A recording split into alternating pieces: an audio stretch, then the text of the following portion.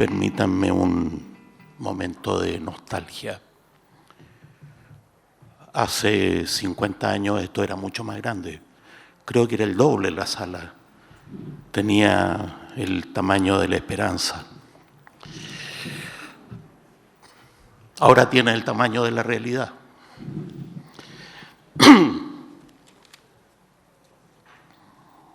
En primer lugar, quiero agradecer a Valentina por la confianza que ella tiene en que puedo decir cosas con sentido en temas difíciles.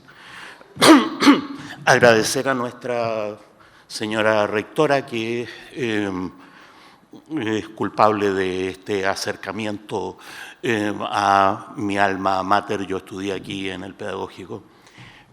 Soy profesor de física. Soy profesor de física, no soy físico. Yo agradezco la intención, pero profesor de Estado en física.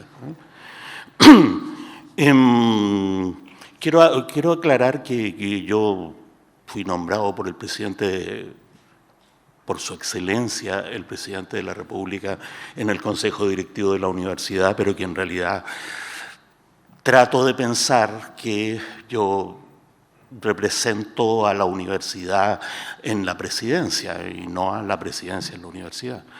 Y no a la presidencia.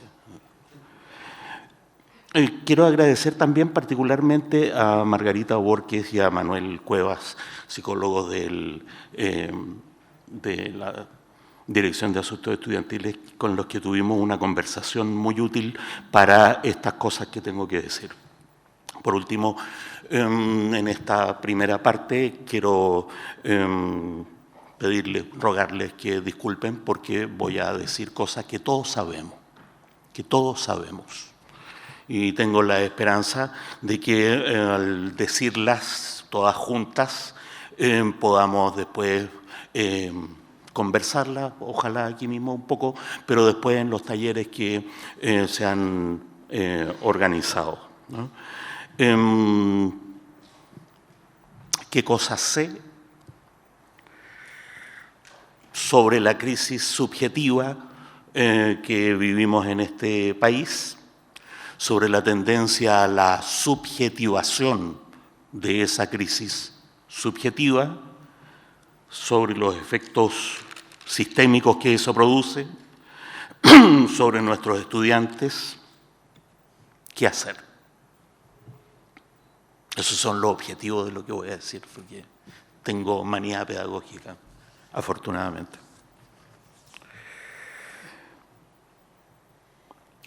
Hace 50 años que hago clase. Hice clase durante 30 años en escuelas de psicología, ¿no? Enseñando cursos de psicología. Y he visto, como todos nosotros, la destrucción de los tejidos sociales subjetivos bajo el imperio del neoliberalismo, ¿no? Tengo un hijo en tercer año de psicología, hago clases en segundo año en el bachillerato en la Chile. Eso es lo que sé, como todos nosotros, todos lo sabemos, todos tenemos esa experiencia. Somos expertos y vanguardia en este país en el neoliberalismo, en difundir las malas noticias a todo el mundo. Las cosas ocurren aquí primero y después se generalizan. Somos el conejillo de Indias y la víctima de vanguardia, por decirlo así. En la precariedad laboral, en la crisis de la institución familiar, en el exitismo de las capas medias y la desesperanza paralela, ignorada de los pobres. Participamos en una cultura de apariencia, de logro. Somos nosotros mismos integrantes de una cultura en que impera un individualismo extremo. Todos conocemos el ahogo de los jóvenes en y por las redes sociales. ¿Deberíamos creer que el malestar subjetivo y los síntomas que derivan del malestar subjetivo son problemas psicológicos?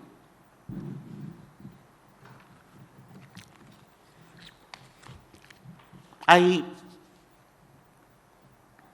maneras de entender, de experimentar que esto no es cierto. No tenemos problemas psicológicos, ¿no? Sin embargo, nos enseñan que eso es así. Nos enseñan en las cátedras universitarias, en los medios de comunicación, en la propaganda médica, ¿no? Yo diría que hay 3 mecanismos ideológicos que operan y se acumulan.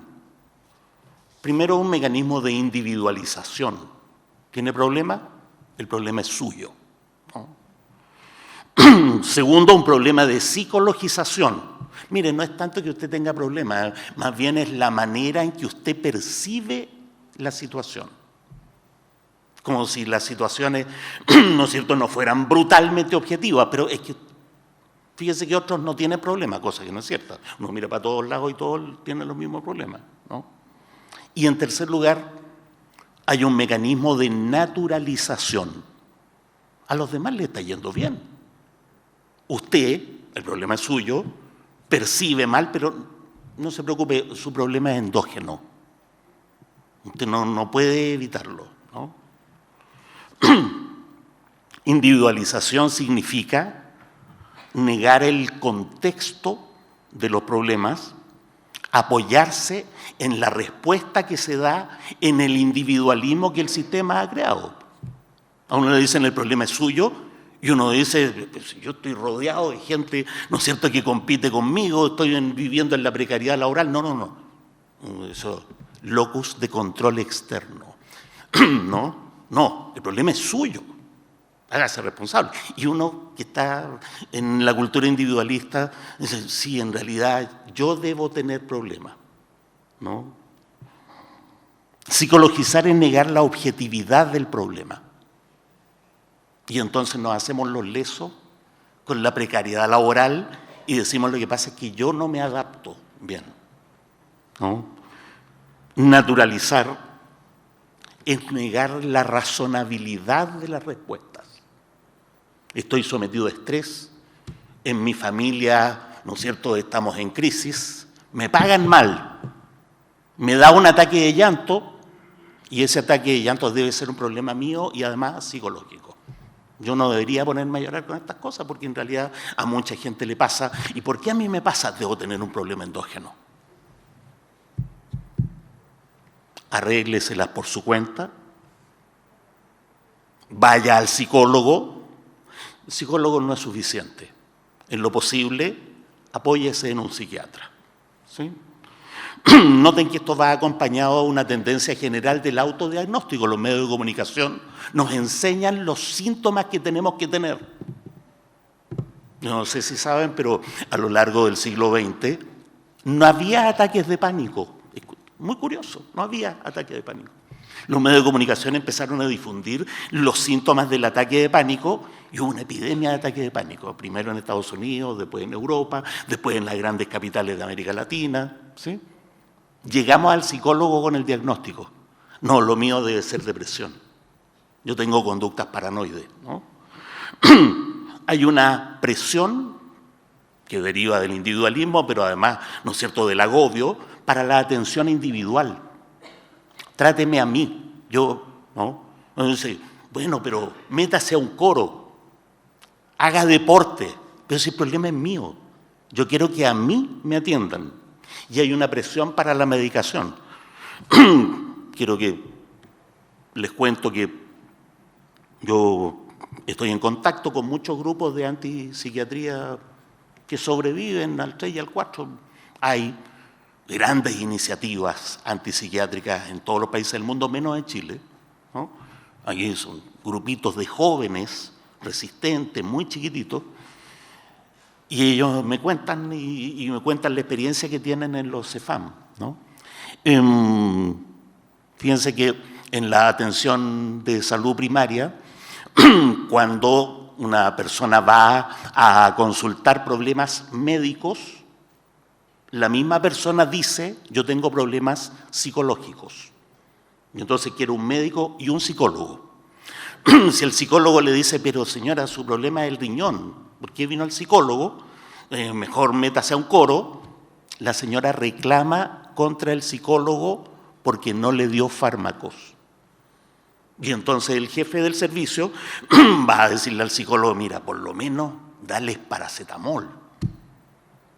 Y claro, la industria farmacéutica ha sido muy eficiente, a las personas no les dan paracetamol, les dan clonazepam. Y noten que el clonazepam se usaba hasta hace 30 o 40 años exclusivamente en hospitales psiquiátricos para diagnósticos extremos. Además, tiene como efecto secundario, ¿no es cierto?, que produce leucemia y por lo tanto todas las recomendaciones, incluso de la propia industria farmacéutica, dicen si usted va a tomar clonazepam, hágase un análisis de sangre al mes y desde luego en ningún servicio de atención primaria en Chile se hace el examen de sangre. Esto genera una vida llena de excusas, es una manera ingrata de decirlo, o de eximentes. Mire que yo no puedo porque ando medio atontado, con la pastilla me deja medio atontado. ¿Sí? No es que yo no puedo porque estoy en depresión, es que yo no puedo esto, no puedo lo otro. En realidad lo que uno no puede es la sobreexplotación y el agobio laboral. Eso es lo que uno no puede. Pero el eximente no es, me exigen demasiado, me pagan poco, estoy en un país en crisis y en una familia en crisis. No. El eximente es de tipo psicológico. Hay un discurso, ¿no?, en la vida laboral, en la vida institucional, psicologizante y cada vez más psiquiatrizante. Noten que vivimos, ahora en los efectos, vivimos en un mundo de alergias. Es curioso, ¿eh?, pero sepan que las alergias han bajado. En los años 80, 90, la explosión de las alergias. Pero resulta que desde hace unos 10 o 15 años, las alergias disminuyen en la medida en que aumenta la medicación psiquiátrica, porque el discurso de la alergia ya es como débil, es como obvio. Todos tenemos alergia, ¿no?, frente a este otro discurso que aparece como más sólido. Yo tengo un problema endógeno, es de tipo médico, ¿no? Estoy tomando remedio. Vivimos un universo de lesiones. La gente se cae, se esguinza, tiene tirones musculares, qué sé yo. ¿Sí? Es decir, vivimos somatizando lo que no podemos decir porque nos han enseñado que no tenemos que decirlo, no porque esté prohibido, sino porque el problema es suyo, el problema es psicológico, el problema es endógeno. ¿Sí? Es decir, estamos en un mundo de medicación por razones subjetivas. Fíjense que los oftalmólogos, las cosas que le toca saber a uno, yo empiezo a averiguar sobre esto, me contacto con esto, con lo otro, y llegué a los oftalmólogos. Sí, es cierto, ¿no? La mayor parte de las disminuciones de visión son de origen psicológico. Y entonces los oftalmólogos recetan lentes y recetan calmantes, sin tener la menor experiencia médica en psiquiatría o en psicología. Pero además tómese esta pastillita, le va a hacer bien, ¿no? Sirve para dormir. Ocurre además que hay una convergencia de la psicología con la psiquiatría. Prácticamente no hay psicólogo que no derive a un psiquiatra. ¿Sí? La idea general es que yo le voy a hacer tratamiento psicológico mientras usted está en contención. Fíjense, se da por obvio, ¿eh? Usted está contenido con un fármaco psiquiátrico. Sepan que los fármacos que se recetan más habitualmente no son estimulantes o calmantes, son desactivantes musculares. Desactivantes musculares significa que crean una diferencia entre la ideación de una acción y la acción. Y entonces uno está torpe. Por eso hay tantas lesiones además.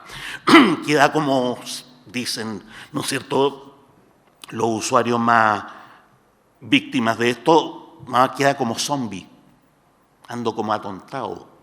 Bueno, sepan que los desactivantes musculares no tienen una teoría científica detrás. No se sabe por qué producen ese efecto. De hecho, se descubrieron tratando de abrir almejas. Una almeja que se cierra, alguien se dio cuenta que hay pescaditos que tienen una toxina que relaja el músculo de la almeja y se comen la almeja. Eso es todo lo que se sabe.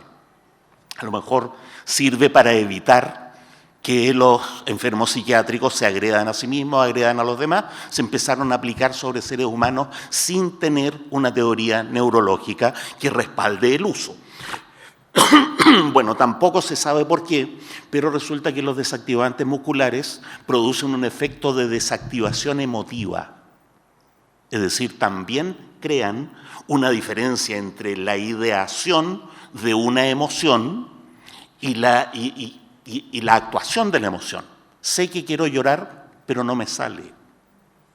Sé que estoy enojado, pero no me resulta. ¿Sí? Una convergencia entre psicología y psiquiatría, ¿no?, que sufre de una escandalosa falta de base científica, de fundamento científico. Un sistema de etiquetas diagnósticos que adolece de una escandalosa falta de fundamento realmente científico. Ustedes saben que hay un mundo de medicinas alternativas, de filosofías alternativas, etc. Siempre me preguntan por eso. ¿Sabe que pensar esto en términos de medicinas alternativas es un poquito un mal negocio? Basta con aplicar el método científico. Si usted aplicara las reglas del método científico en la industria farmacéutica, si usted aplicara las reglas del método científico a la psiquiatría, se daría cuenta de nuevo, escandalosa falta de verificación científica según las propias reglas que la industria declara. Eso significa que estamos en un mundo lleno de personas medicadas en distintos grados. Y eso significa que estamos en un mundo de personas que presentan comportamientos alterados debido a la medicación. Perdonen, pero no solo estoy hablando de los estudiantes. Todos nosotros, ¿no? Entonces, o calmantes, o estimulantes, o desactivantes musculares. Imagínense lo que significa hacer clases en una sala donde la mitad de los alumnos están borrachos. Están borrachos por razones científicas y están borrachos de tal manera que no logran actuar su borrachera, sino que están atontados, ¿no? Cerca de un 30% me decían en la DAE de los estudiantes que entran a esta universidad están diagnosticados psicológicamente, incluso tienen, y ellos mismos se asignan, etiquetas psiquiátricas. ¿Sí? Ahora, no solo nuestros estudiantes, nosotros mismos tendemos a evaluar a los estudiantes en estos términos. El problema es suyo, el problema es psicológico, usted debería tomar algo, ¿no? Es decir, tendemos a no ver el origen social, cultural de estas capas medias empobrecidas que llegan, ¿no es cierto?, a estudiar pedagogía. De los estudiantes que han hecho una opción, eso es lo que conversábamos el otro día, ¿no es cierto?, en la DAE. Imagínense los estudiantes que vienen de los sectores poblacionales y han hecho una opción entre el narcotráfico y el pedagógico. Y los tienen acá. Estudiantes que son responsables de adultos mayores que tienen que cuidar a sus hermanos pequeños. Estudiantes que son el principal sostén económico de su familia y siguen insistiendo en que quieren venir acá. Y cuando presentan alteraciones, nosotros, ¿qué es lo que hacemos con nosotros mismos? ¿No? Psicologizamos el comportamiento. Tendemos a no ver la marea de demandas subjetivas que esos estudiantes nos presentan en clase. Atiéndame a mí. Noten los eximentes. Yo no puedo por... ¿Sí? ¿Qué hacer? Bueno, esta es la parte obvia, ustedes lo saben. Ustedes lo saben porque todos lo sabemos, yo también, porque yo también hago clases en el segundo año del bachillerato y tengo estudiantes de 18, de 19 años, ¿no? Permítanme sugerencias. Tratar a nuestros estudiantes como personas grandes. Como personas grandes. Como pares. Dentro de 3 o 4 años usted va a hacer clase, ¿no? Y usted va a estar frente a niños de 14, de 15 años que tienen los problemas que ahora usted me dice a mí que tiene, ¿sí? Como personas grandes que tienen nuestra misma clase de problemas. Esos problemas que yo veo en usted, también los veo en mi colega, también en mis colegas, también los veo en mi familia, ¿sí? Yo creo que es necesario asumir que los estudiantes que hacen el esfuerzo de venir al pedagógico y de no ser burreros del narcotráfico, que es lo más fácil, ¿no? Hay que asumir que estos estudiantes tienen una profunda experiencia de vida, una dura experiencia de vida. En general vienen de sectores económicos sociales desfavorecidos, ¿no? Desde luego, respecto de lo que nosotros somos, ¿no es cierto?, como capas medias acomodadas, ¿sí? Y ahí hay una vieja cuestión, ¿no?, que es ¿qué significa experiencia de vida para la educación? Son estudiantes que tienen una profunda formación como seres humanos y que, por otro lado, debido a la situación, debido al entorno social del que provienen, tienen carencias en el ámbito formal académico. Que tenemos personas grandes. Yo creo que yo partí haciendo clases, ¿no es cierto?, y hice clases durante 20 años en escuelas vespertinas donde van adultos, ¿no?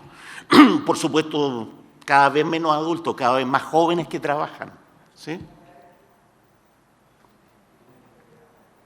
Los problemas académicos que presentan nuestros estudiantes, en una medida importante, se deben a la crisis de la educación, sobre todo en los sectores sociales de los que provienen, pero también en una medida importante provienen de los estados de medicación a los que se someten formalmente o simplemente se autorrecetan.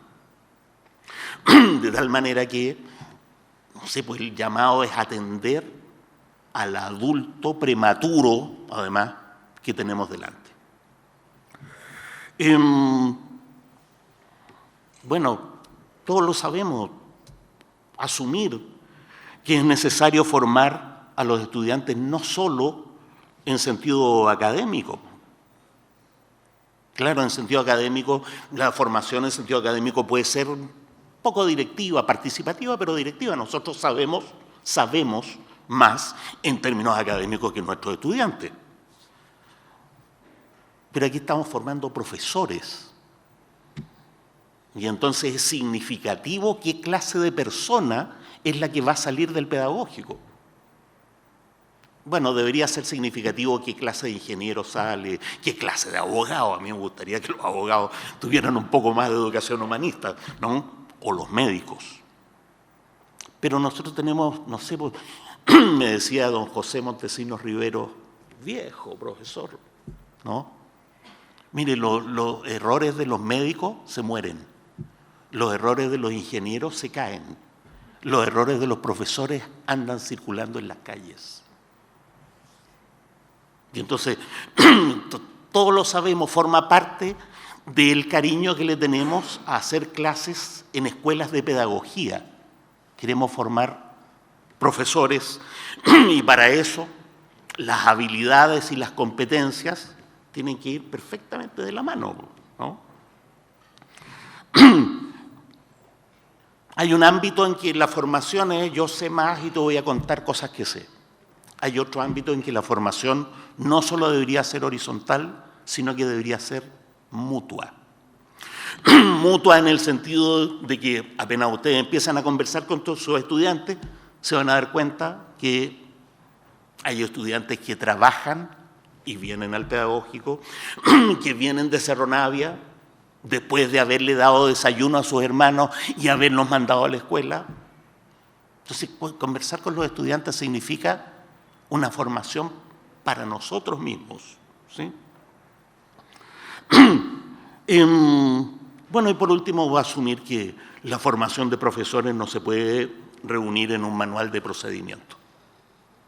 No hay ningún conjunto de protocolos o de reglamentos internos que permitan resumir el tipo de formación que es necesario.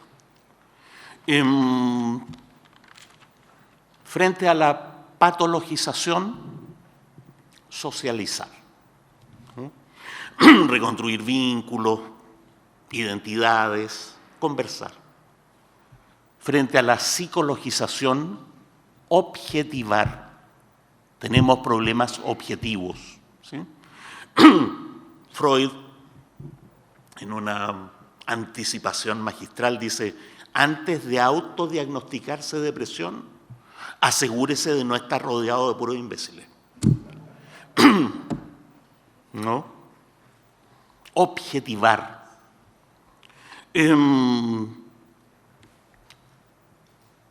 Yo creo que asumir que trastornos que parecen ser subjetivos son de manera muy directa e inmediata plenamente objetivos.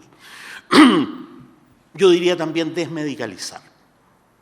Es algo difícil, engorroso, que requiere mucho tiempo, mucho cuidado, ¿no?